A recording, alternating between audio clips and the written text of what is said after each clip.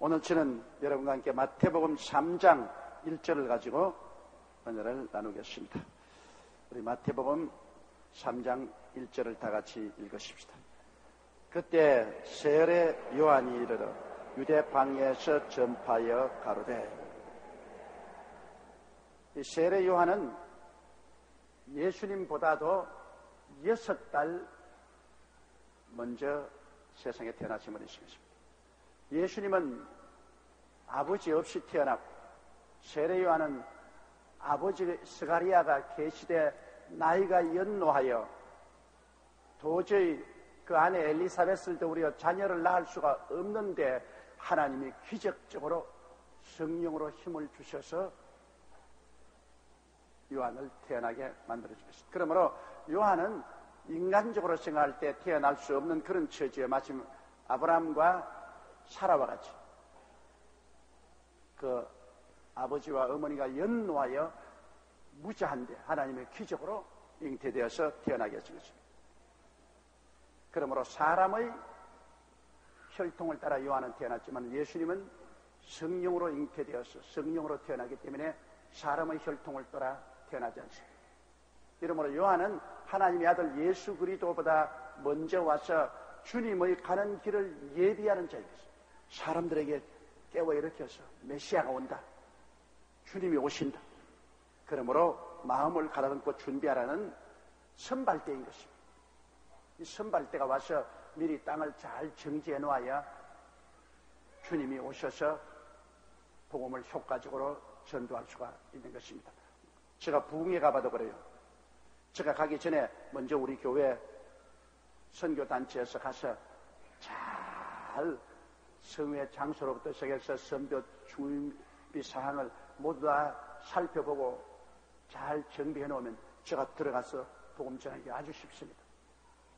그러나 선발대가 가서 미리 살피고 잘 준비해 놓지 않으면 그 다음 제가 가면 호텔도 잘 준비되지 않아서 숙소를 얻지 못하여 좌왕우왕하고 장소도 잘못된 데 구해놓은 데도 있고 광고도 잘 못해놓은 데도 있고 이래서 제가 들어가서 준비를 하고 복음을 전가하려면 무척 힘이 듭니다.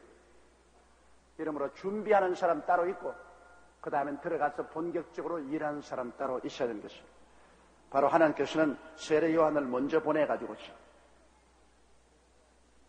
성령을 그에게 부어주셔서 유대 강야에서 외쳐 예수님 오시기 전에 사람들이 회개하고 마음을 가다듬고 준비해서 그리스도의 복음 말씀을 들을 수 있도록 그렇게 한 것입니다. 2절요. 회개하라 천국이 가까웠다 하였으니.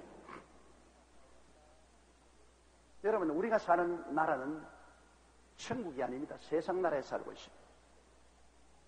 아담과 하와가 타락하고 난 다음에 이 세상 임금은 바로 마귀가 되었습니다.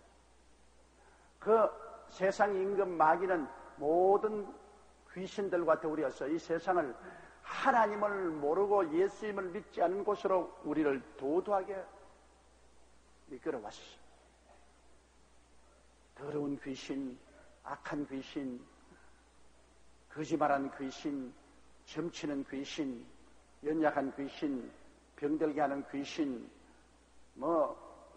형형색색의 여러 가지 귀신들과 더불어 마귀는 이 세상을 하나님 모르는 세상, 예수님 없는 세상으로 만들어 놨습니다. 여러분, 그러므로 오늘 보십시오.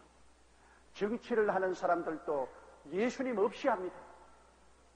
그들의 생각 속에 예수님을 모셔 노릇지 않고서 예수님 없이 합니다. 사업하는 사람도 그 마음속에 예수님을 모시지 않고 예수님 없이 사업에 나갑니다. 이 세상에 살아가는 대다수의 사람들이 그들의 삶을 아침에 일어나고 낮에 일하고 저녁에 자면서도 예수님 없이 살아오고 있습니다. 우리 예수 믿는 사람으로는 도저히 상상을 할 수가 없습니다. 그들은 그들의 관심 속에서 예수님을 완전히 내어 쫓아버렸습니다. 예수님은 관심 밖의 존재입니다. 오직 그들은 이 세상에 살면서 육신의 정욕과 안목의 정욕과 이 세상 자랑만 따라서 삽니다. 그것밖에 없어요. 육신의 정욕과 안목의 정욕과 이 생의 자랑, 세상 것만 취합니다. 그러다가 급기야 죽음이 다가오면 희생몽사로 죄에서 살아서 꿈같이 죽어 영원한 지옥에 떨어져 버리고 마는 것입니다. 떨어져 보니 지옥이더라. 떨어져 보니 인간은 잠시 살다 죽는 것이 아니라 영원히 사는 존재구나. 그것을 깨닫게 됐다는 것입니다. 마귀가 얼마나 철저히 이 세계를 붙잡았던지 이 세계 관심사에 예수님을 내어 쫓아버렸습니다. 예수님은 관심에 있지 않습니다. 이 세상에 굴러가는 모든 정치, 경제, 교육, 문화, 군사, 산업 모든 면에 예수님은 관심에 두지 않습니다. 예수님은 바로 이 땅의 주인이십니다. 예수님이 이 세계를 하나님의 뜻을 따라 다 만드신 분이신데, 예수님이 이 세상의 주권자이신데 마귀는 철저하게 예수님을 차단해버리고 마는 것입니다. 그래서 이 세상은 천국이 아니라 완전히 세속입니다. 그래서 죄가 있고 미움이 있고 질병이 있고 고통이 있고 저주가 있고 죽음이 있고 절망이 있는 이것이 세상입니다. 이 세상에 평안할 날이 하나도 없죠. 늘 죄에 대한 이야기죠. 신문 들어보세요. 늘 불의와 죄에 대한 이야기. 서로 미워하고 서로 물고치고 요사이 우리 대통령 선거에도 서로 흑색선전하고 서로 공격하고 서로 물고치고 어디 가나 미움이 꽉 들어차 있죠. 어디 가나 병들고 끊임없이 사람들은 형형색색의 병에 들어서 고통을 따고 죽어가고 그러고 경제가 어렵고 가난하고 걸벗고 굶주리고 전국적으로는 소리 없이 다 죽어가는 것입니다. 최근에 저희 친구들이 국제적으로 한두 사람 죽었고 오늘 아침에도 우리 CGI 보드 멤버였던 퀸턴 에드워드 목사님 나보다 하루 먼저 난 사람입니다. 1936년 2월 13일 날 그 사람은 태어나고 나는 1936년 2월 14일 날 태어났는데 그 사람 꼭 하루 먼저 태어났다고 날 보고 자기 보고 형님이라고 부른 겁니다. 그러더니만 그 사람 폐암으로 말미암아 지난 6일 날 세상을 떴습니다. 그러니 사람이 한번 나서 죽는 것은 정한이 있지요. 죽고 난 다음에는 심판이 반드시 있습니다. 그런데 예수님이 오신 것은 여러분 우리에게 새로운 종교나 율법이나 제도를 주시러 온 것이 아니라 예수님은 나라를 세우기 위해서 오셨습니다. 그걸 꼭 알아야 돼요. 천국 복음은 나라를 세우기 위해서 오신 것입니다. 예수님이 임금이 되시고 그리고 성령님이 보혜사가 되시고 천군 천사들이 하늘나라 군대가 되어서 우리의 영계와 정신계를 다스리시는 왕으로 주님께서 나라를 세우기 위해서 오셨지 일시적으로 종교나 창설화를 위해서 오신 분이 아니십니다. 이렇기 때문에 기독교 복음이라는 것은 나라를 세우는 복음입니다. 하늘나라. 그렇기 때문에 여기에도 세례 요한이 말한 것은 회개하라. 천국 즉 하늘나라가 가까운 것입니다. 여러분 한 국가가 설립되려면 민주주의 국가에서는 대통령이 있어야 되고 장관들이 있고 국회가 있고 그렇지 않습니까? 이쁜 군주국은 또 임금님이 있고 그 다음 대신들이 있고 그리고 나라가 있습니다.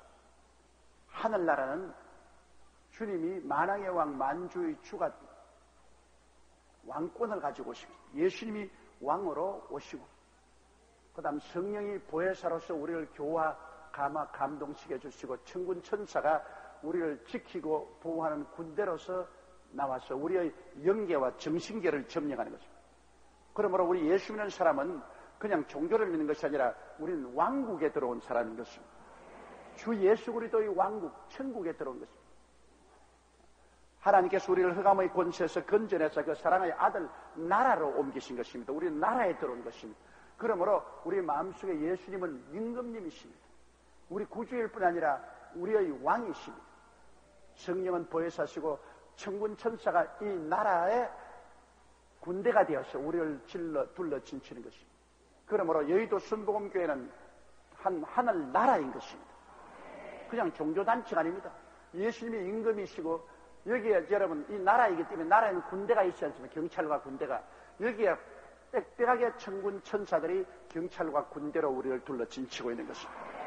천사들이 우리를 둘러 진쳐서 우리를 지켜주시고 보호하시고 인도하시고 언제나 그 생각을 잊어서는 안 됩니다. 우리는 나라에 속한 사람입니다.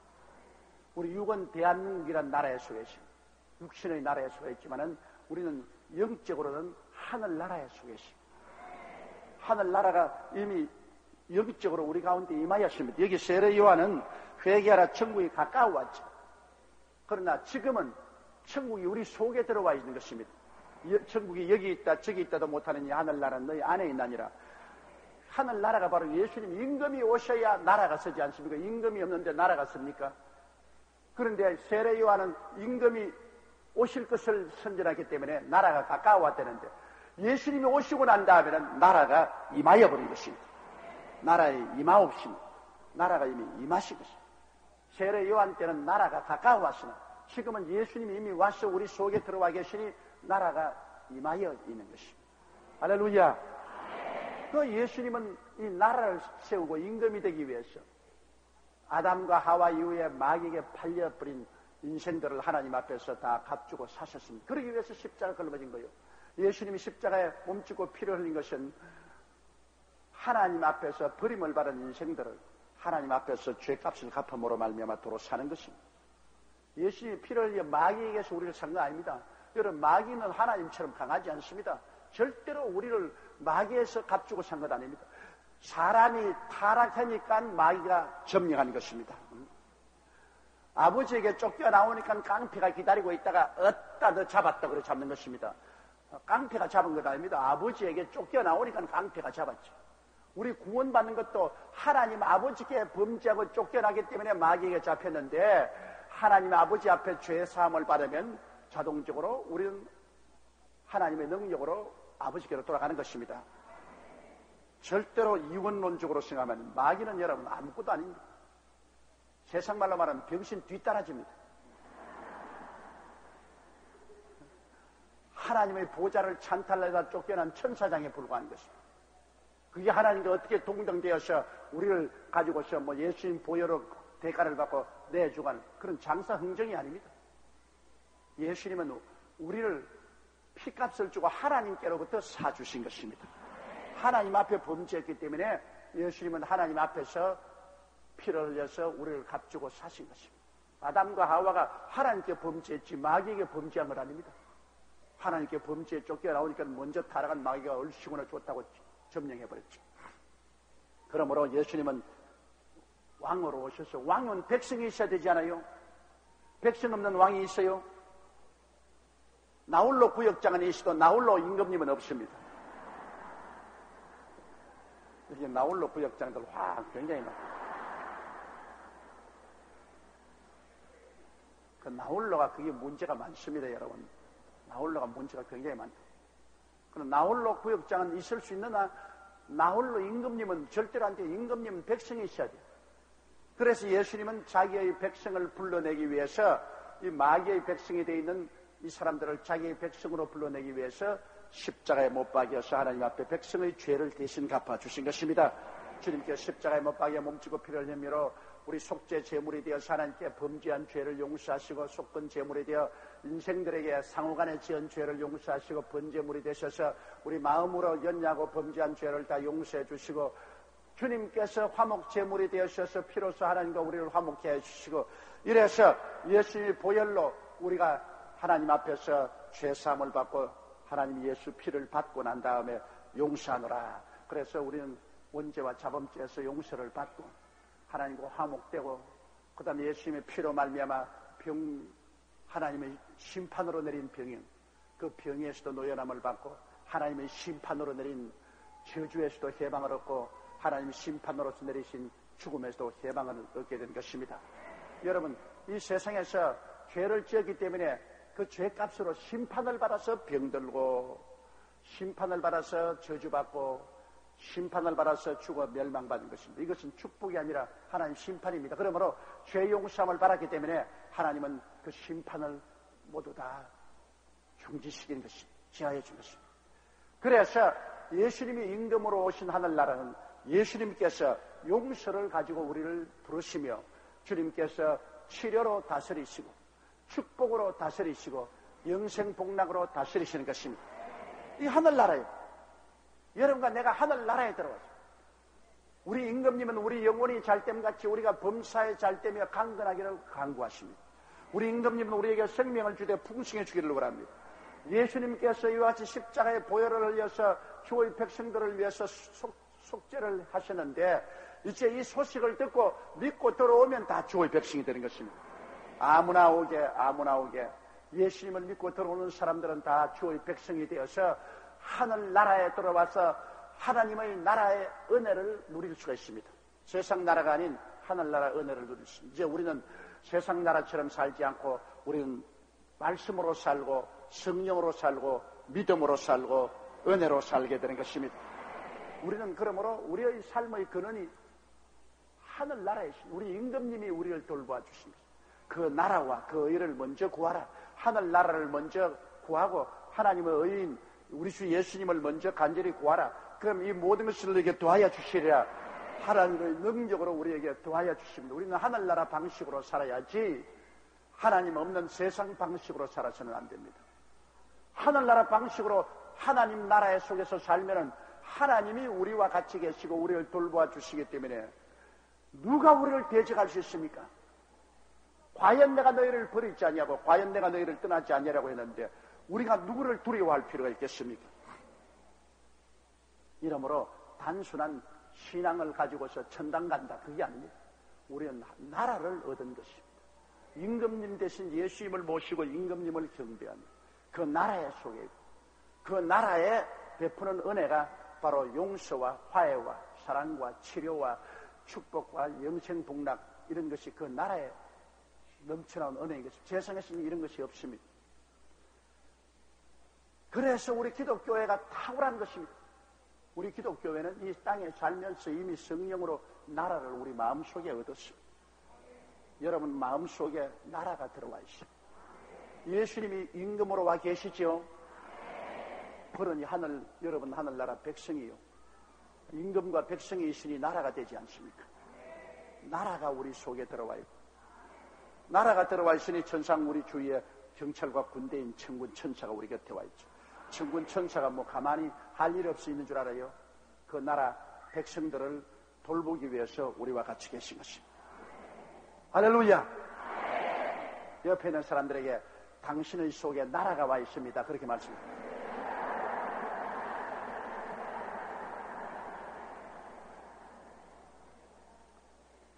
그런데 이 나라는 회개해야 받아들일 수 있어요. 회개하라. 그 회개란 뭐냐? 마음과 생각과 감정을 바꾸는 것을 말합니다. 회개는 후회가 아닙니다. 덕지라 잡히면 아이고 여기 안 올 걸 그랬다. 그건 후회입니다. 회개가 아닙니다. 회개는 근본적으로 생각이 달라지는 것입니다. 내 생각이 무신론에서 하나님을 믿는 생각으로 달라집니다. 불신앙에서 신앙의 세계로 마음과 생각이 달라지는 것입니다. 회개는 생각이 달라지고 감정이 달라집니다. 하나님을 사랑하지 않은 하나님을 사랑하게 되고 예수님을 사랑하지 않던데 예수님을 사랑하게 되고 교회를 사랑하지 않던데 교회를 사랑하게 되고 그 다음에 죄를 미워하게 되고 불의를 미워하게 되고 추악을 미워하게 되고 방탕을 미워하게 되고 이런 감정적인 변화가 따라옵니다.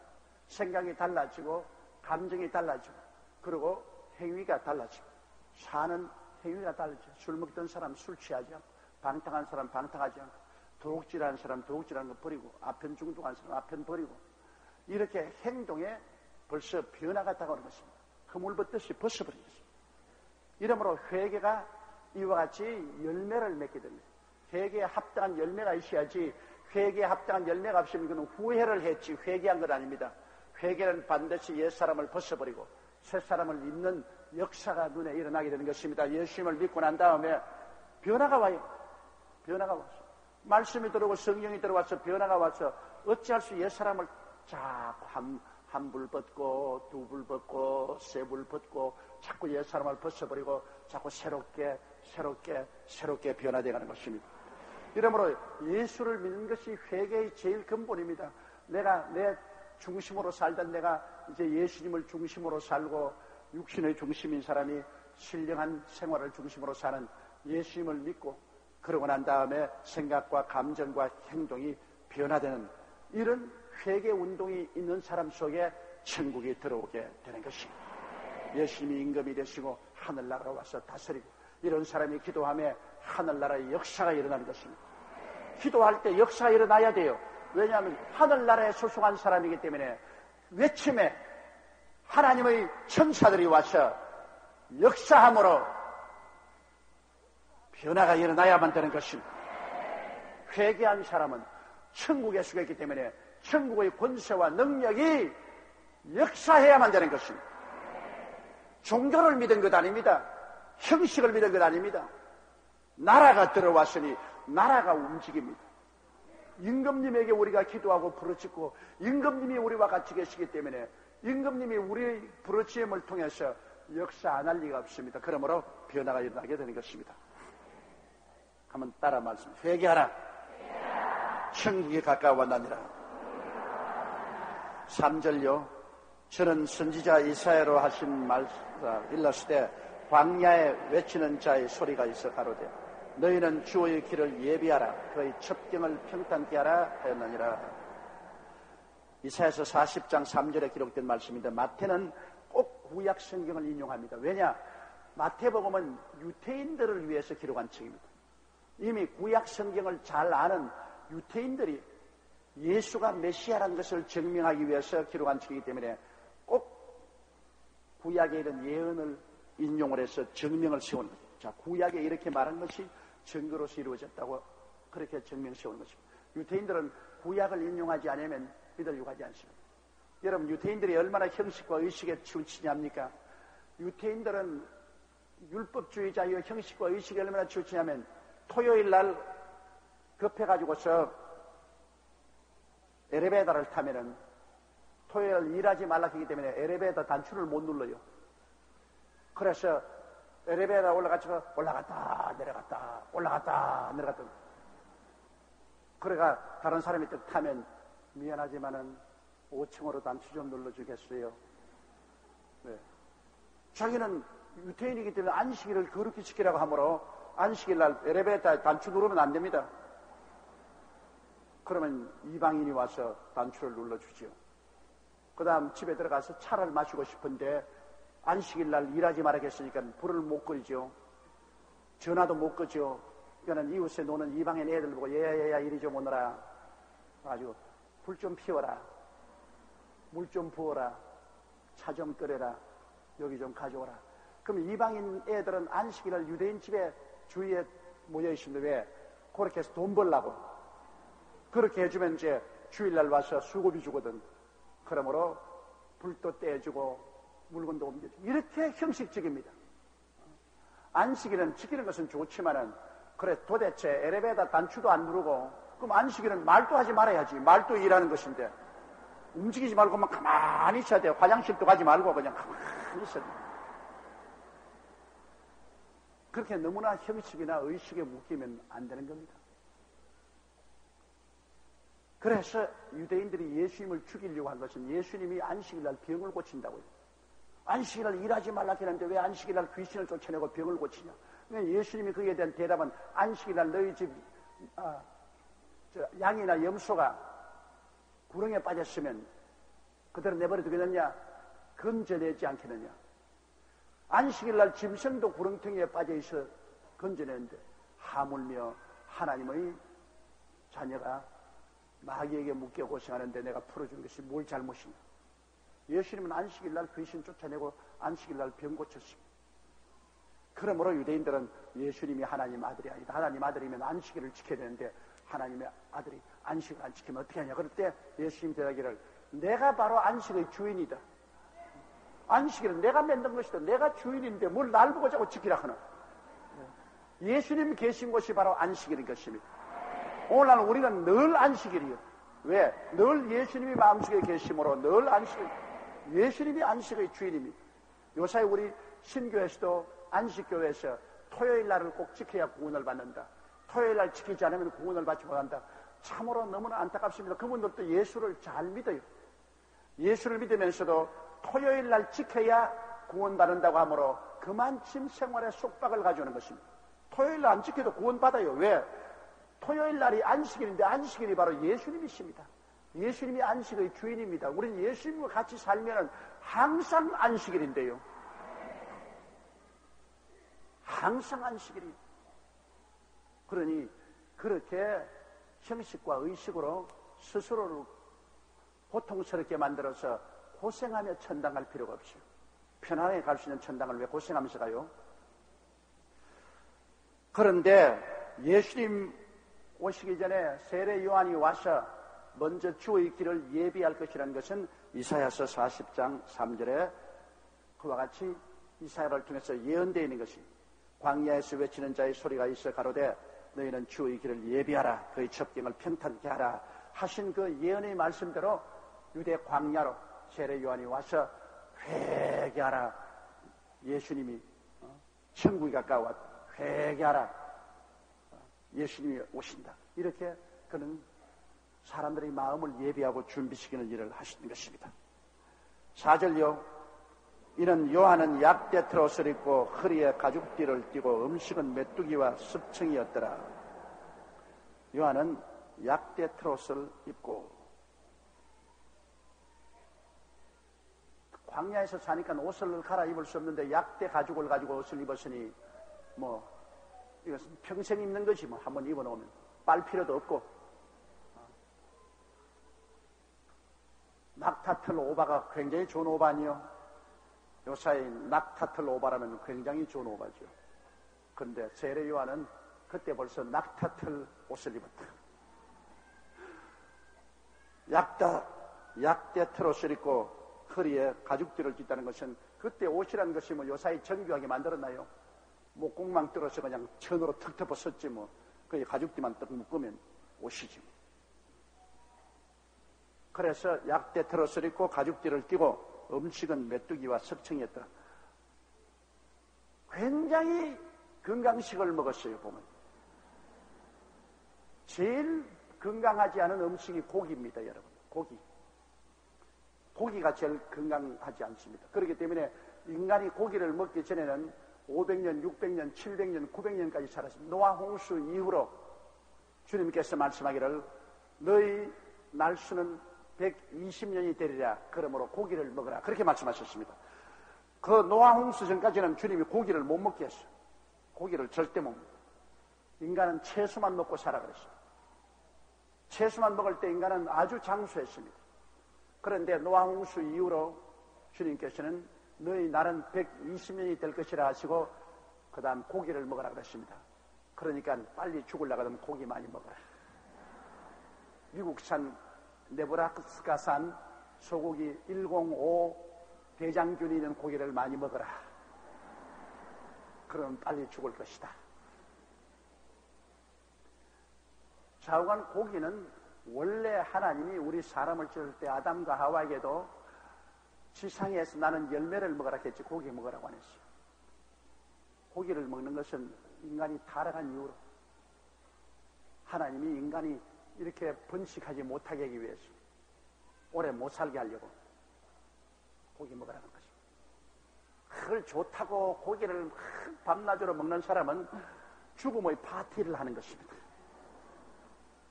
고기 먹는다고 아유 우리도 가난해가지고서 고기도 못 먹고 꽁보리밥만 먹고 웃기는 소리 안 해. 건강식 1등 건강식이 꽁보리밥입니다. 요사이 꽁보리밥보다 더 건강식이 옛날에 거지들이 그냥 꽁보리밥에 김치찌개 같은 거 얻어가지고서 비벼가지고서 먹고 생보고 불쌍하다 그렇게 생각했는데 이제 보니까 인류 음식을 먹고 있었어요. 인류식을. 옛날에 집에서 일하는 아가씨들 보고 나는 늘 불쌍히 느꼈어요.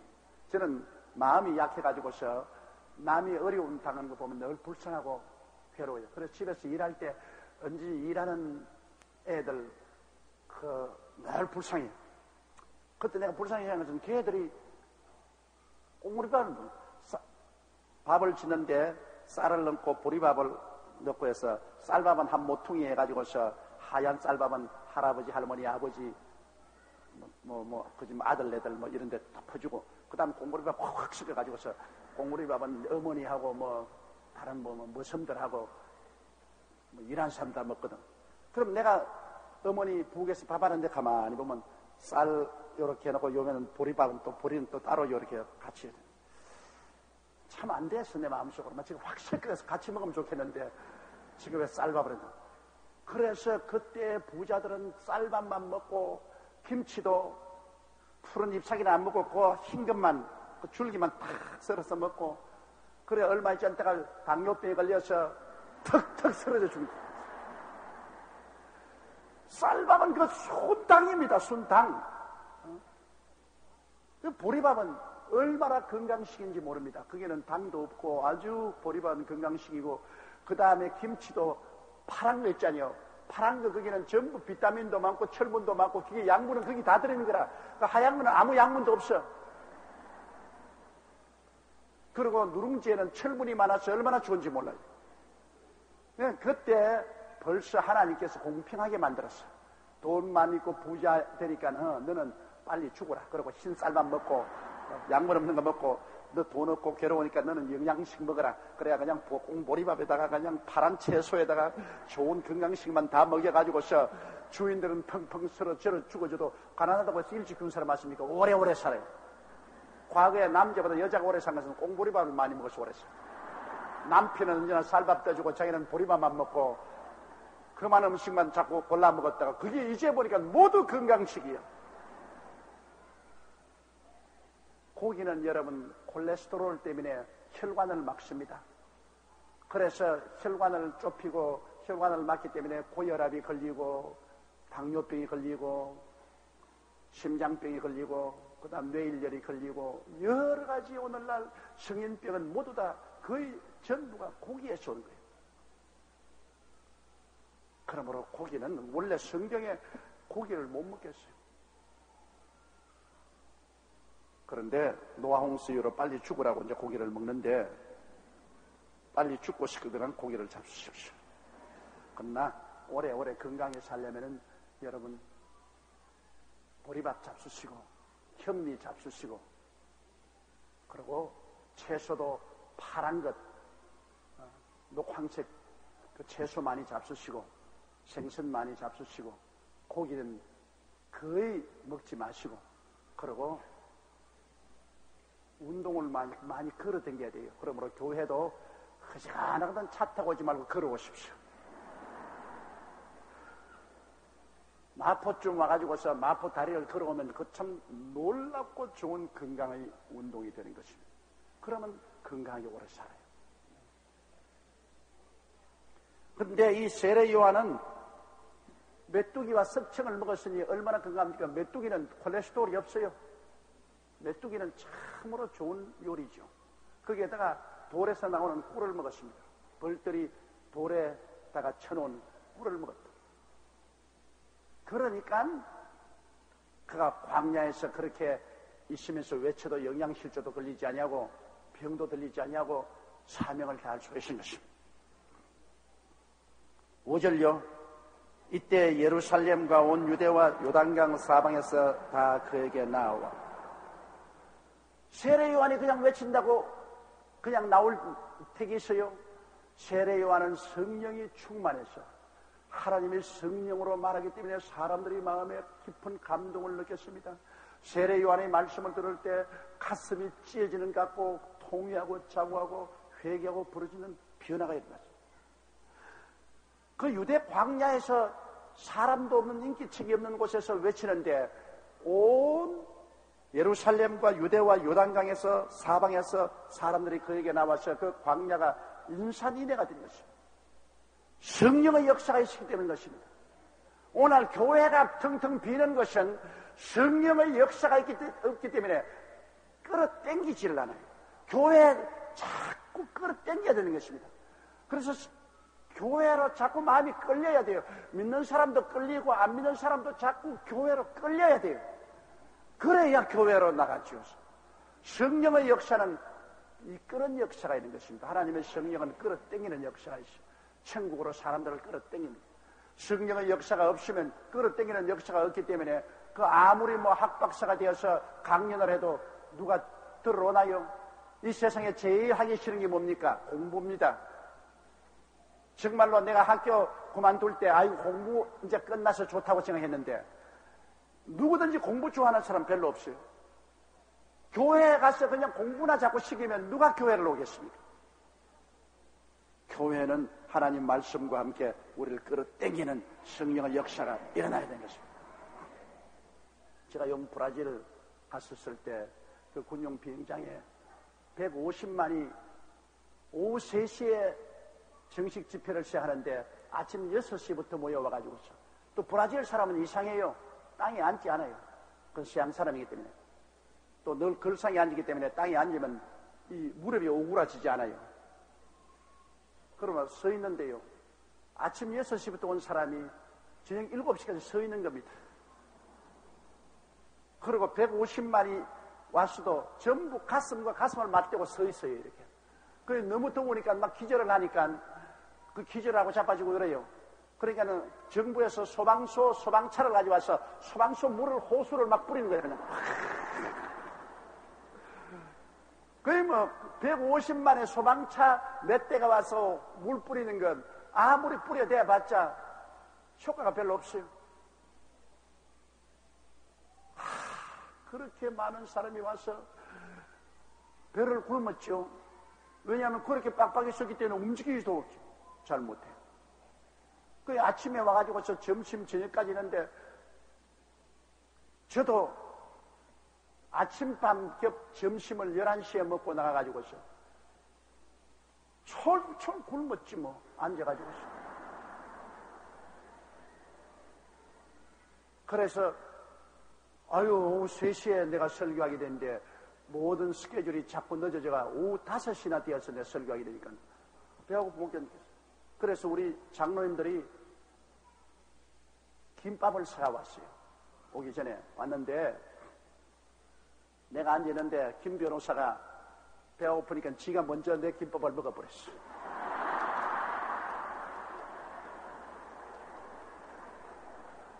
이런 날 먹으라는 김밥을 지가 먼저 먹어버렸어. 그런데 얼마나 감사한지 그 김밥에 비브리오 균이 들어있었어.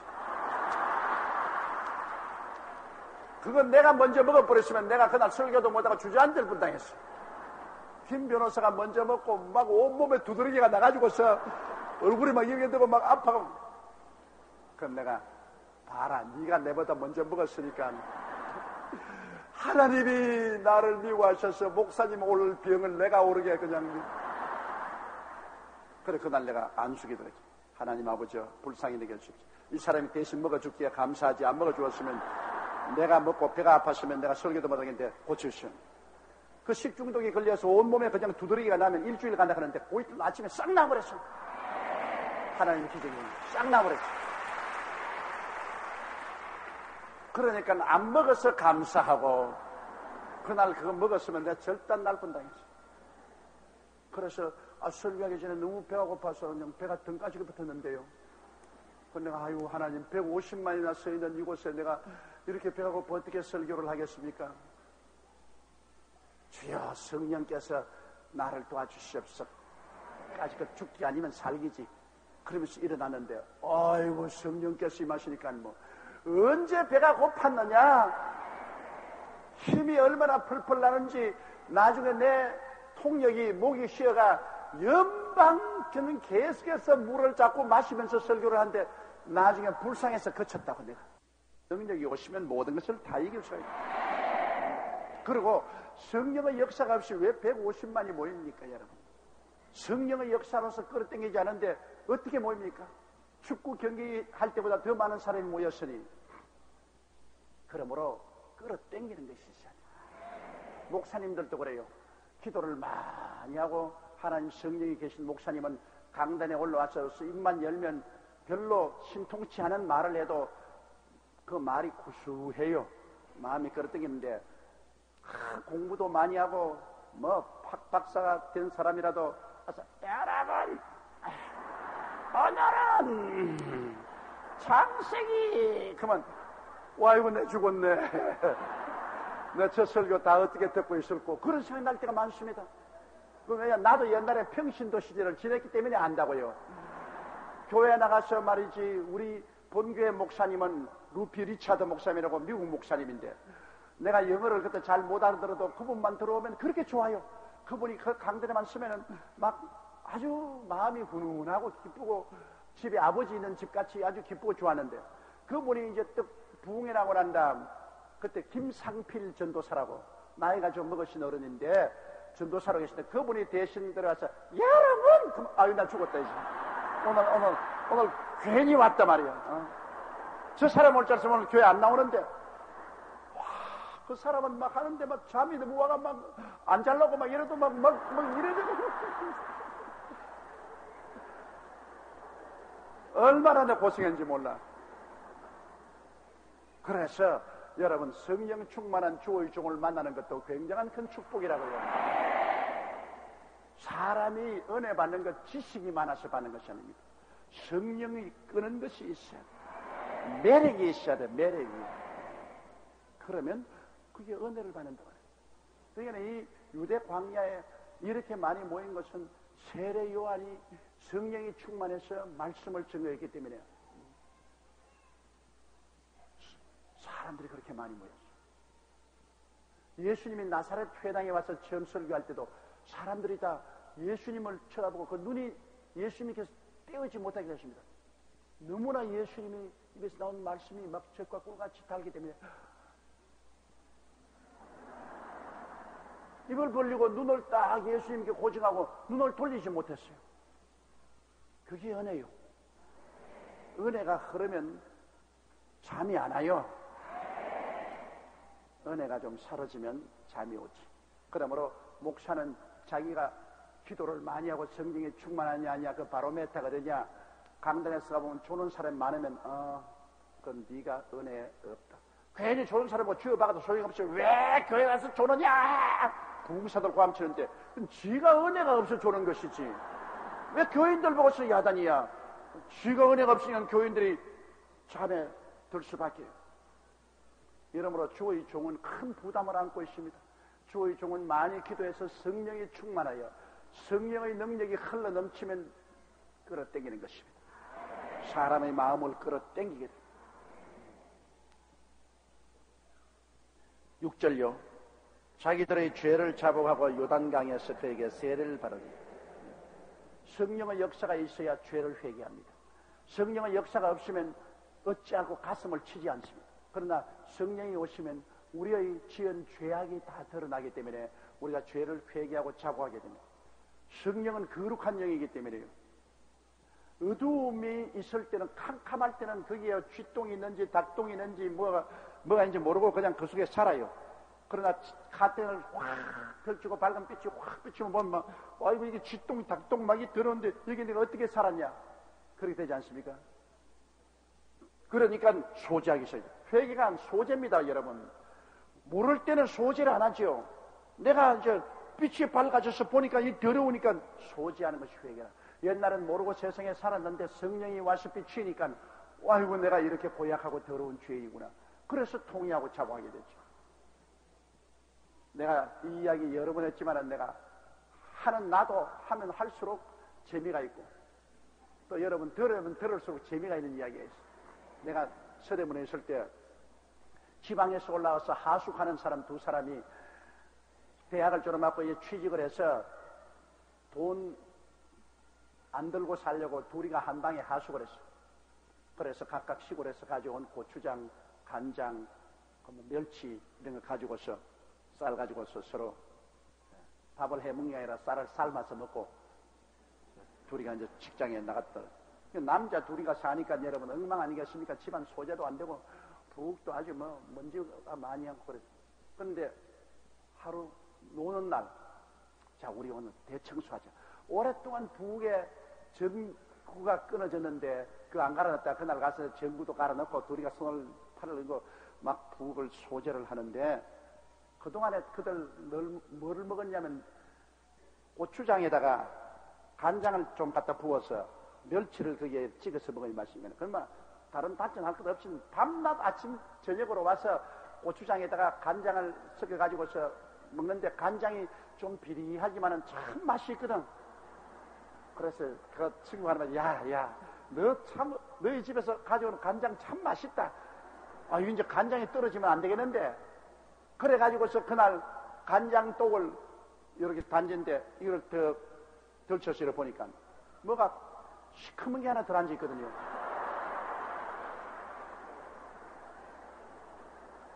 그래가 숟가락을 넣어서 이렇게 들어보니까 쥐가 이미 녹아가지고서 껍질만 남아있고 속은 다 녹았어 벌써. 그 쥐를 이렇게 들어. 그때부터 둘이가 내리 토하고 뒹굴고 그 교회로 뛰어왔었는데 교회 뛰어와서 목사님 안수해달라고. 이제 우리 죽는다고 우리가 막 쥐물을 먹고 막 이제 막 죽게 됐다 이제 막 완전히 막 죽게 됐다. 둘이가 얼굴에 노래에 얼마나 토했던지. 그래서 내가 물었습니다. 아니 그동안에 내내 그거 한 잔 안 먹었냐 이게 내내 먹었습니다. 그럼 넌 괜찮더니 올라가기는 오늘은 보니까 이제 절단에 갔습니다. 안 보았을 때는 그거 쥐물을 먹은 걸 몰랐어요. 그러니까 좀 비리하지만은 고소하더랍니다. 그러니까 내내 어두우니까 그 쥐녹은 간장을 먹었어. 먹고도 쥔 줄 몰랐다. 몰랐다가 전등 불을 밝히고서 보니까 쥐가 녹은 것을 눈으로 보자마자 그때부터는 막 토하고 뒹굴고 막 야단 없이 내가 그때 제가 느낀 게 회개가 바로 이것이구나. 성령의 불빛이 비치기 전에는 온갖 세상 썩은 것 다 먹고도 무거 나빠 까딱 없지 뭐. 그랬었다가 집회에 나가서 성령의 불길이 비치니까 와이고 그 더러운 죄악이 다 드러나니까 그때야 내 죽는다고 가슴을 치고 회개하는 거예요. 옛날에 이용도 목사님이 황해도에서 집회를 할 때 일정 쉬는데 황해도에 큰 부자가 있어요.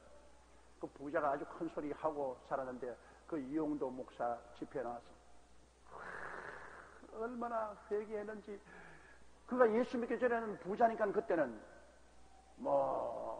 돈을 가지고 살 수 있는 모든 것은 다 샀습니다. 술 먹고 도박하고 음란하고 방탕하고 살아도 하고 사는데.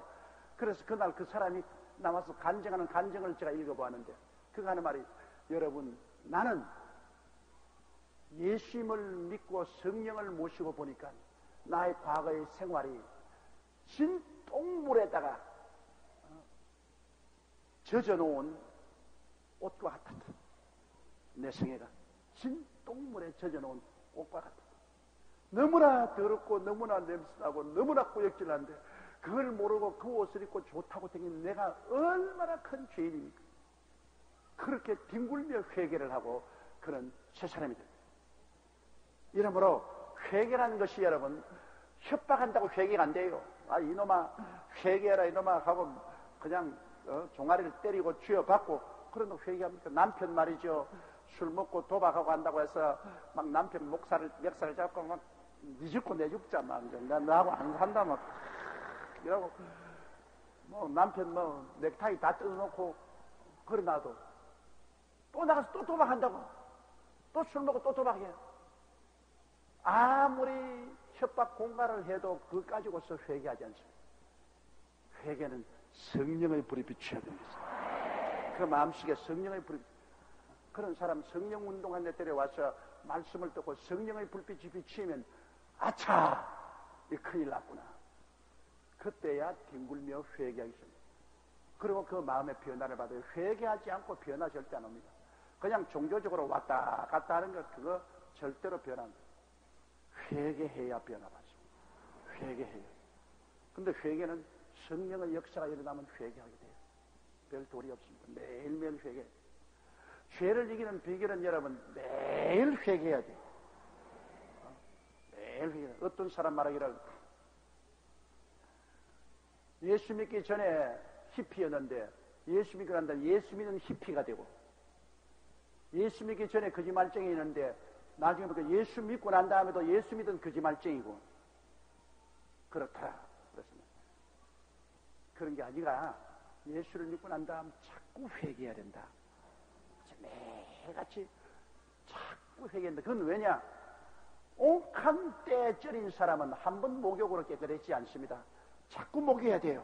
아침에도 목욕하고 저녁에도 목욕하고 또 그 이튿날 또 그 이튿날 또 계속해서 목욕을 해야 그 다음 그 쩔인 때가 다 씻어지는 것처럼 우리 인생은 이 세상에 살면서 죄를 짓지 않은 의인은 없기 때문에 계속해서 애통하고 회개하는 사람은 예수 믿는 사람이고 애통하지 않고 회개하지 않는 사람은 안 믿는 사람인 것입니다.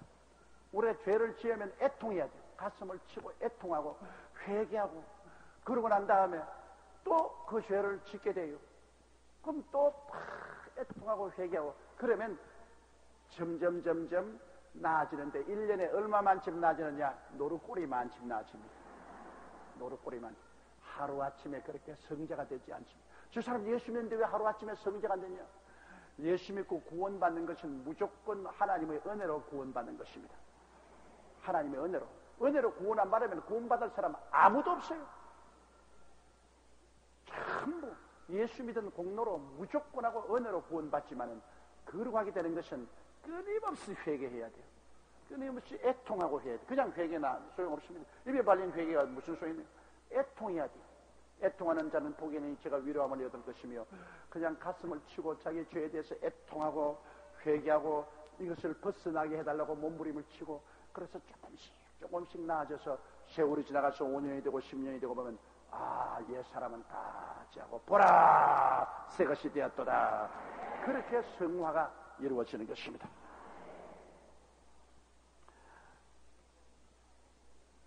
그리고 이제 세례를 받았던 이 세례 받는다는 것은 여러분 하나님과 사람 앞에서의 이 형식입니다. 세례하는 것은 헬라어로 밥티조라고 해서 침례를 말하는 것은 물에 잠겼다가 이러는 것입니다. 요사이 많은 교파에서는 그냥 손을 찍어서 물에 바른데 이것은 약식 세례라고 합니다. 약식 세례가 하는데 사람을 물에 잠기려니까 귀찮으니까 약식 세례를 하는 것입니다. 혹시 약식 세례는 어떤 데 필요하냐? 병원에서 죽어가면서 예수를 믿었는데 도저히 병원에서 움직일 수 없을 때 그때는 약식 세례 할 수도 있겠죠. 또 사막에 사우디아라비아 같은 데 물이 없으니까 모래로 세례 베풀 수는 없고 그러니까 물 한 그릇 떠와가지고서 약식으로 찍어서 머리에 이렇게 바르지만 물이 풍성한 곳에 왜 약식을 합니까? 침례를 베풀어야지. 원래 예수님도 침례를 받았습니다. 모든 초대교회 성도들은 다 물에 내려가서 물에 침례받는 거예요. 그건 왜냐? 이 세례하는 것은 원래 이 우리 한국에 세례한 말을 쓰지 말고 성경 번역을 올바르게 하려면 침례라고 해야 되는 거죠. 물에 내려가서 물 무덤에 들어갔다 그 말인 것입니다. 무덤에 장사 지낸 의미를 하는 것입니다. 물을 찍어서 어떻게 무덤에 들어가는 것입니까? 완전히 물에 잠겨서 무덤에 들어갔다. 그리고 옛사람은 죽었다. 그리고 무덤에서 일어나면서 이제는 새 사람으로 부활해서 일어났다. 그것을 상징적으로 보여주는 것입니다. 세례받는 것은 하나님 앞과 사람 앞에서 상징적으로 이것을 보여줍니다. 나는 예수님과 함께 죽고 장사지낸 바 되고 함께 부활하사 함께 그리스도 안에서 보좌에 앉았다는 것을 보여주는 것을 말하는 것입니다. 그러므로 세례는 꼭 받아야 돼요. 세례 안 받았다고 해서 구원은 받는 것은 아니지만은 주님이 받으라고 했기 때문에 순종을 해야 되는 것입니다, 여러분. 순종이 제사보다 낫습니다. 나는 세례 안 받아도까지 끝나는 구원받는다. 물론 세례 안 받은 사람도 구원받았죠. 예수님 우편강도 좌편강도는 중에 우편강도가 주의 나라에 임하시되 나를 기억하소서. 오냐 오늘날 너는 나와 함께 낙원에시려. 십자가에 못 박여서 회개했는데 언제 물에 내려가서 세례받을 리가 없지요. 그는 예수를 구주로 고백하고 회개함으로 구원을 그냥 즉시 받았습니다. 그러나 그런 위급한 상황이 아닌 이상, 우리가 시간 있는 이상은 주님께서 믿고 세례받는 사람은 구원을 얻을 것이요 믿지 않은 자는 정죄를 받으라. 안 믿는 사람이 정죄받고 구원받은 사람은 믿고 세례받으라 그랬어요. 그러므로 순종하는 사람 기뻐하잖아요. 자식들도 키울 때 부모에게 순종하는 게 좋잖아요. 왜 이렇게 해야 돼요? 왜 해야 돼요? 자꾸 따지면 참 고약하지 않습니까? 부모님이 말하면 예 알았습니다. 순종하는 게 좋죠. 우리 주님이 세례 받으라 했습니다. 우리가 기쁘게 세례 받아서 온천에 주님과 함께 죽고 함께 장사 지낸 바 되고 함께 부활했던 사실을 선포해야 되는 것입니다. 여러분 세례 받으시면 한번 손 들어 봐주시기 바랍니다. 와, 손 들어 주세요. 그러기에 오늘 수요일 날 참석할 만한 신앙이 있지. 그건 순종하는 마음이 있으니까. 세례 안 받은 사람은 꼭 고집을 깨뜨리고 순종해서 주님의 세례를 받아야 되는 것입니다. 자, 7절요. 요한이 많은 바리새인과 사두개인이 세례 베푸는 데 오는 것을 보고 이르되 독사의 자식들아 누가 너희를 가르쳐 임박한 진노를 피하라 하느냐. 와, 바리새인, 사두개인. 바리새인들은 율법을 철저히 지키면서 일주일에 2번 금식하고 채소까지라도 먹으면 11조 드리는 율법주의자입니다. 정말 바리새인들만큼 여러분 철저히 외면적으로 율법을 지킨 사람입니다. 율법을 지키고 그들은 일주일에 2번 금식하고 11조는 다 드리고, 그리고 바리새인들은 죽은 후에 사람이 부활해서 영원히 사는 것을 믿습니다. 그러나 사두개 교인은, 왜 사두개 교인은 같은 유대인인데 이 사람들은 부활도 믿지 아니하고 영도 믿지 아니하고 천사도 믿지 않습니다. 죽으면 그뿐이지 뭐. 부활이 어디 있으며 영이 어디 있으며 천사가 되냐. 그저 하나의 종교로서 우리가 믿지, 그런 거 믿지 않는다. 이런 것이 바로 사두개 교인인 것입니다. 그러므로 바리새 교인과 사두개 교인은 언제나 서로 싸웁니다. 바리새 교인은 부활도 있고 천사도 있고 영도 있다. 사두개 교인은 부활도 없고 영도 없고 천사도 없다. 이래서 늘 신학적으로 싸우는. 그런데 예수 잡아 죽이는 데는 둘이가 다 합쳤습니다. 예수를 죽이는 데 있으면 바리새 교인과 사두개 교인이 서로 손을 잡았다. 그런데 얼마나 종교가 의식적으로 형식적으로 타락했던지 그들은 긴 옷을 입고 길모퉁이에 서서 길게 기도하면서도 실제는 과부의 재산을 박탈하고 고아를 박대하고 여러 가지 사람이 할 수 있는 야비한 일은 다 했습니다. 그렇기 때문에 세례 요한도 그렇고 예수님도 바리새 교인, 사두개 교인을 미워하고 회칠한 무덤이다. 무덤은 회칠로 아름다겠지만 속에는 뼈다귀가 가득 들어 그렇게 정죄를 하신 것입니다. 그런데 이 바리새 교인과 사두개 교인들이 세례 베푼데 오는 것을 보고 위선자들입니다. 주님이 제일 미워하시는 것이 위선자입니다. 정직한 죄인은 주님이 얼마나 용서해요. 하나마다가 현장에 잡힌 여자도 정직한 죄인입니다. 주님이 용서해요. 남편을 5이 바꾸고 6 데리고 사는 죄인도 그가 회개하고 정직한 죄인은 주님 용서해요. 그러나 위선자, 자기는 죄를 지었습니다. 죄를 안 지은 체하고 위선자들, 가나마다 현장에 잡힌 여자를 돌로 쳐 죽이려고 달라드는 이 바리새 교인, 사두개 교인, 율법사들, 그 사보가 죄 없는 자가 먼저 돌로 쳐라.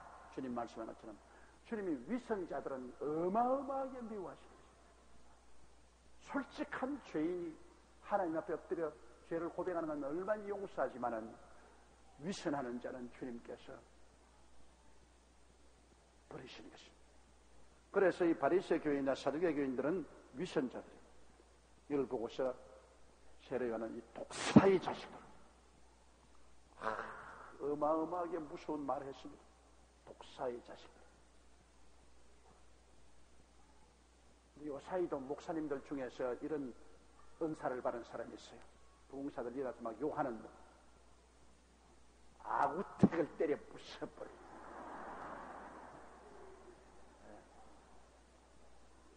근데 요사이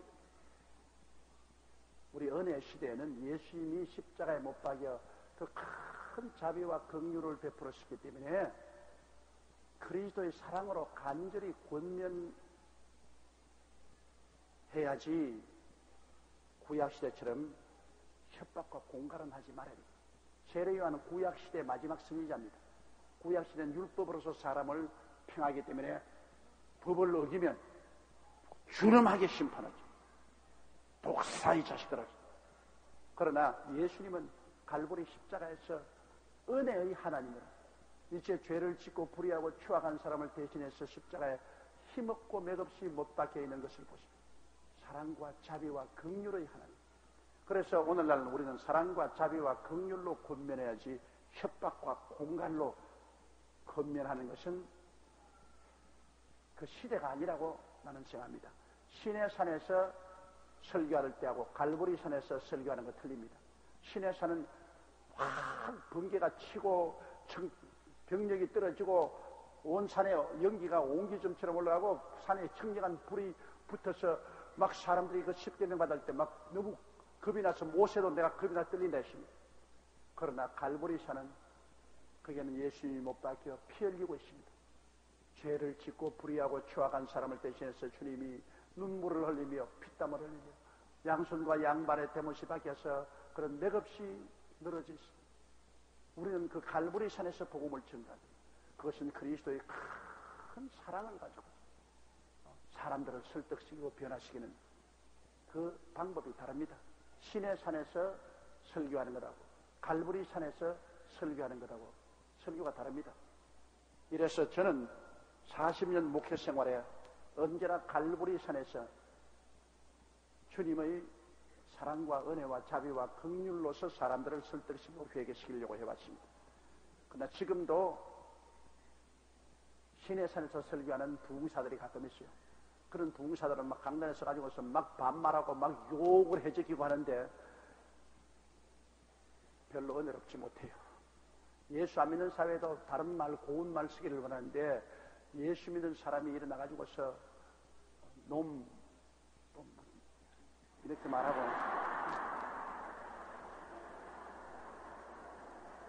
죽일 놈, 살릴 놈 그러고 이건 덕스럽지 못해요. 그러나 이 세례 요한은 율법 시대의 마지막 선지자입니다. 그러므로 그런 율법으로서 심판합니다. 율법으로. 그렇기 때문에 독사의 자식들아. 그건 독사의 자식이라는 것은 사탄의 자식들아 그 말인 것입니다. 뱀은 바로 마귀를 상징하십니다. 이 마귀 자식들아, 독사의 자식들아. 그래서 누가 너희를 가르쳐 임박한 진노를 피하라느냐? 너희 위선을 행하는 그대로 하나님이 심판하실 때 그 심판을 누가 너보고 피하라고 하느냐? 그것은 회개하라는 협박인 것입니다. 위협인 것입니다. 8절요. 그러므로 회개에 합당한 열매를 맺고, 자, 회개하지 않고 하늘나라에 들어오려고 생각하지 말라는 것입니다. 회개에 합당한 열매를 맺어라. 회개했으면 생각도 달라지고 감정도 달라지고 행동도 변화받아야 될 것 아니냐. 회개 열매를 가지고 나온다. 종교를 가지고서 하늘나라 들어가려고 생각하지 마라. 맞았습니다, 여러분. 종교를 가지고 하늘나라 못 들어가요. 기독교를 가지고 하늘나라 못 들어가요. 회개 열매를 맺어야 되는 것입니다. 9절요. 속으로 아브라함이 우리 조상이라고 생각하지 말라. 내가 너희에게 이르노니 하나님이 능히 이 돌들로도 아브라함의 자손이 되게 하시리라. 이스라엘 백성에게는 아브라함이 하나님의 택한 분이요, 아브라함의 자손이 유대민족이기 때문에 조상이 아브라함이면 다 선민이다.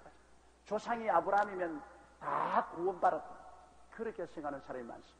아브라함 때 환례를 베풀었기 때문에 우리가 환례만 받으면 그 다음에는 조상이 아브라함이기 때문에 뭐 구원받은 사람이다.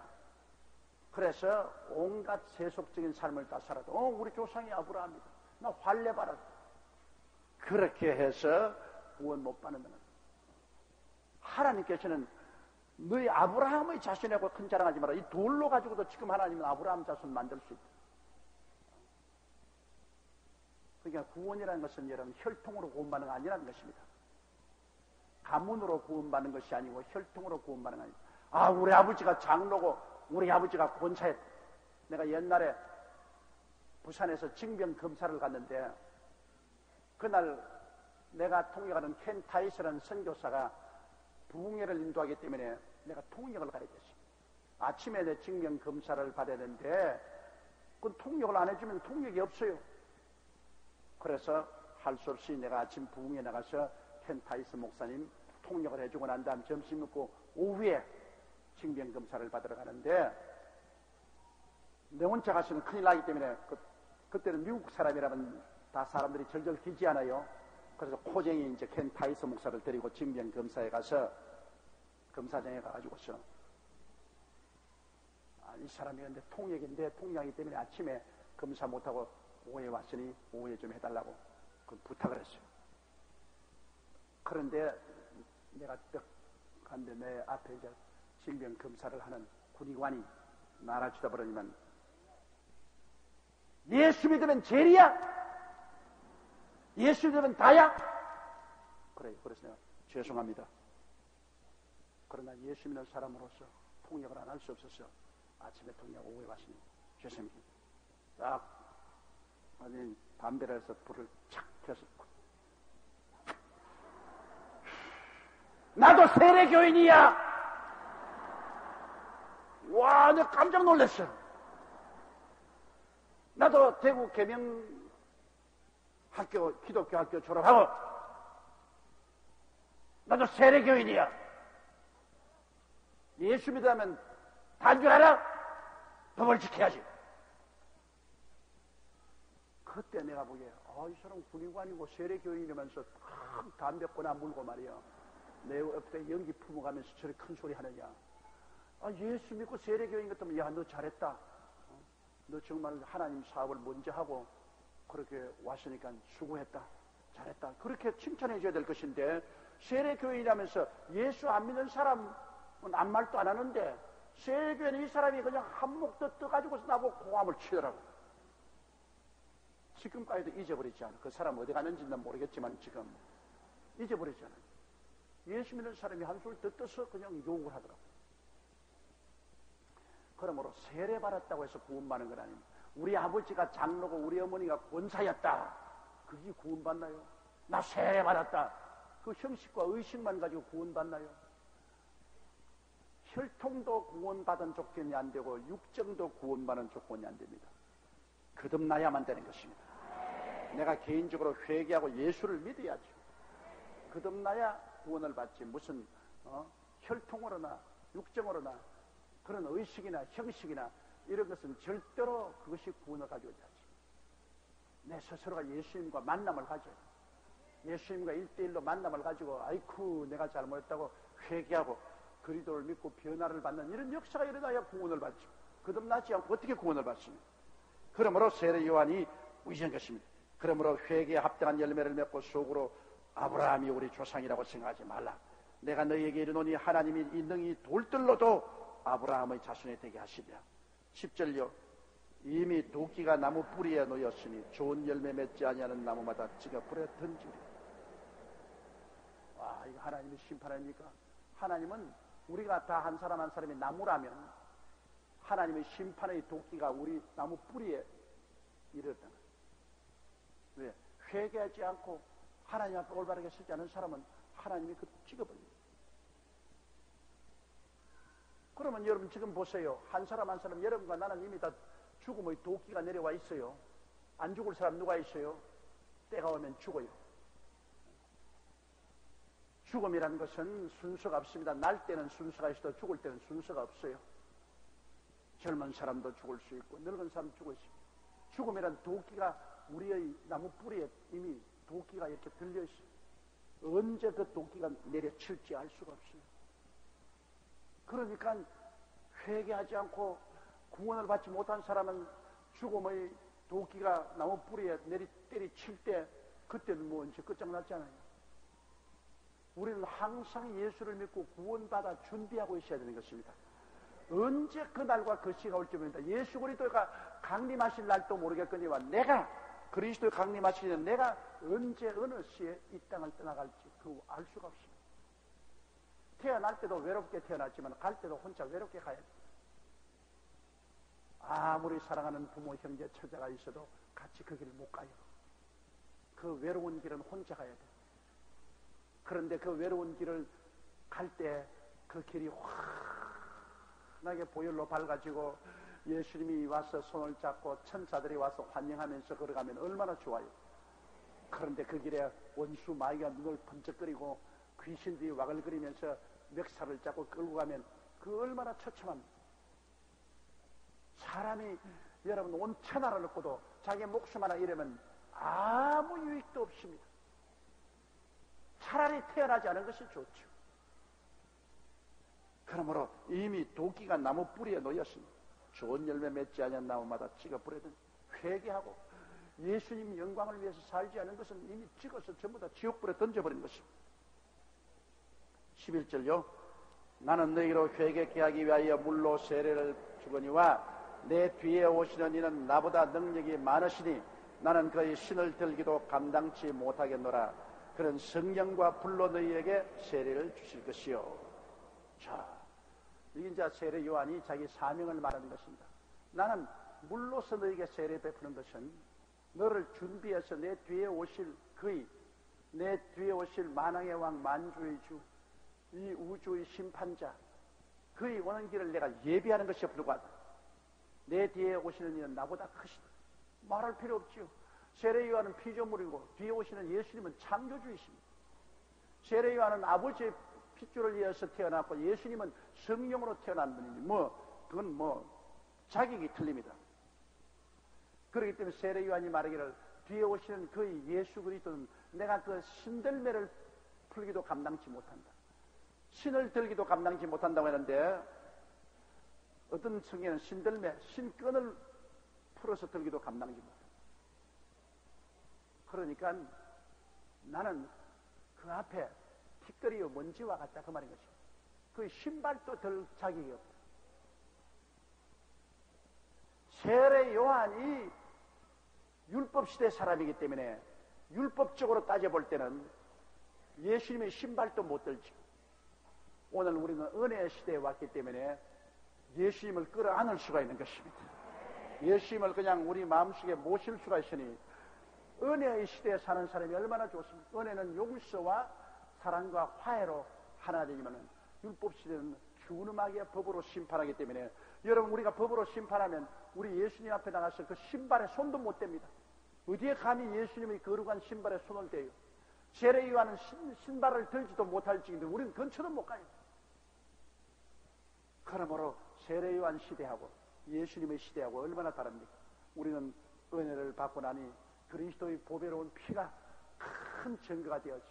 그 보혈의 능력으로 말미암아 하나님과 화해하고 사랑을 받고 일체가 되고 아버지의 품 안에 안기고 아버지 앞에 마음대로 들락날락하고 이거 어마어마한 축복이죠. 예수님의 십자가 고난이 아니었으면 이런 일이 있을 수 없습니다. 세례 요한 때만 하더라도 어림도 없지요. 세례 요한이 예수님의 신들매를 들기도 감당치 못하는데 그 율법 시대에는 우리가 이제는 좀 보면 행실이 고약할 정도로 의리광을 부리고 예수님 품 안에 안길 수 있는 것은 예수님의 보혈 때문에 그런 것입니다. 십자가 내신 그 피가 우리에게 역사하게 되는 것입니다. 그 피가 맘속에 건져 뵙니다. 내 귀도 소리 들으사 아오라 합소서.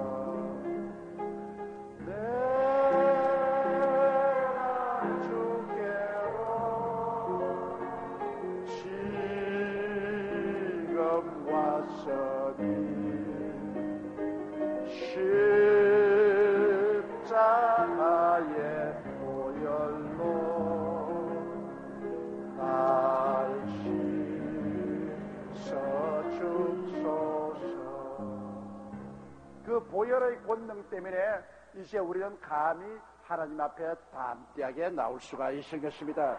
이걸 알고 우리가 정말 감사를 해야 됩니다. 이 예수님이 오시면 성령과 불로 너에게 세례를 주십니다. 나는 물로 세례 주는데 주님은 성령과 불로 세례를 주거든요. 성령이 와서 우리에게 불로서 모든 죄악을 태우시고 변화시킵니다. 성령과 불세례. 그래서 오늘날 야 너희는 저 어린아이 방에 들어가 있는데 누가 여기 나오라 그랬어? 이 어린애기를 데리고 어머님은 다음은 저 뒤에 들어갔어요. 저 어린아이 있는 대로.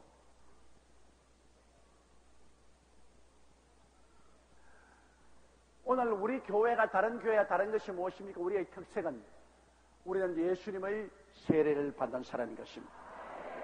성령과 불로 세례받는 사람. 성령과 불로 세례. 그래서 우리는 물로 세례받은 사람보다 성령과 불로 세례받아 주님과 더 깊은 관계를 맺고 하나님의 권세와 능력 속에 있게 되는 것입니다. 자, 12절요. 손에 키를 들고 자기의 타작마당을 정하게 하사 알곡은 모아 곡간에 들이고 죽증이는 끄이지 않은 불에 태우시리라. 이제 주님께서 오늘날 타작마당에 계신 것입니다. 오늘날 온 세계 복음을 전거해서 주님께서 알곡을 만들어서, 알곡은 하늘나라 곡간이, 이 교회가 하늘나라 곡간 아닙니까? 알곡은 전부 교회로 모이고 죽증이는 전부 세상에 두었다가 나중에 주님께서 심판하실 때 교회는 다 들어 천국으로 데려가고 이 세상은 불로 심판하실 것입니다.